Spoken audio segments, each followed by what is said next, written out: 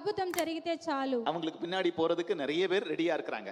వాళ్ళ వెనుక వెళ్ళడానికి మనం తయారుగా ఉన్నాం. ஆண்டவர் இங்கே சொல்றாரு, ప్రభు ఇక్కడ చెప్తున్నారు, அவன் ஒரு அதிசயத்தை சொல்லி తను ఒక అతిశయాన్ని చెప్పి அந்த அதிசயம் நடந்தா கூட అద్భుతం జరిగినా కూడా அவன் வேறொரு சத்தியத்தை உனக்கு சொல்லுவான்னு அவரை பின்பற்ற கூடாது. అతడు వేరొక సత్యాన్ని మీకు బోధించినా కూడా వాళ్ళ వెనుక నువ్వు వెళ్ళకూడదు. நல்லா பாருங்க, బాగా చూడండి. அப்போ அடையாளம் அற்புதம் என்பது కానీ ఆ గుర్తు అనేది தவறான உபதேசத்தை சொல்றவங்களுக்கு வாழ்க்கையிலும் நடக்குது.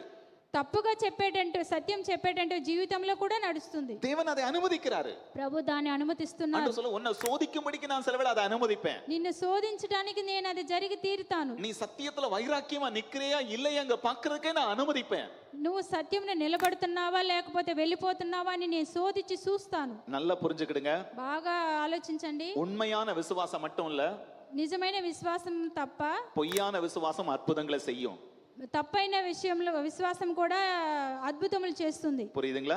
అర్థమవుతుందా? மோசேயின் கோல் மட்டும் இல்ல, మోసే కోల్ మాత్రం కాదు, எகிப்தியருடைய மந்திரவாதியின் கோலும் அற்புதம் செய்தது. ఎగిప్తియుల మంత్రవాది కోల్ కూడా అద్భుతం చేసింది. அற்புதம் செய்யறது எல்லாம் சத்தியம் அல்ல, అద్భుతం చేసేదన్నిటువంటి సత్యం மிக కాదు. தெளிவா இருக்கணும். చాలా తెలివిగా ఉండాలి. ஆண்டவர் சொல்றாரு, ప్రభు చెప్తున్నారు, நீ அவருடைய சத்தியத்திற்காக உறுதியா நிற்கணும். నువ్వు ఆయన సత్యములో ఖచ్చితంగా నిలబడాలి. கர்த்தரே தேவன், ప్రభుయే యెహోవా, இயேசுவே ரட்சகர், యేసువే రక్షకుడు.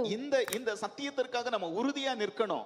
ఈ సత్యం కోసం మనం ఖచ్చితంగా இதுக்கு నిలబడాలి. மாறான எந்த காரியம் எந்த சர்க்கிள்ல இருந்து வந்தாலும் அதோட ஒத்து போகாம இருக்கிற நான் வைராக்கியமா இருப்போமானால், దీని గురించి పక్క నుంచి ఎటువంటి కార్యంలో వచ్చినా మనం ఆ సత్యంలో అత్యుత్సాహంగా ఉండవలేను. கர்த்தர் நம்ம மேல் பிரியமா இருப்பார். ప్రభు మనతో ప్రేమతో ఉంటారు. హల్లెలూయా. సలోమా హల్లెలూయా చెప్దామా? హల్లెలూయా. హల్లెలూయా.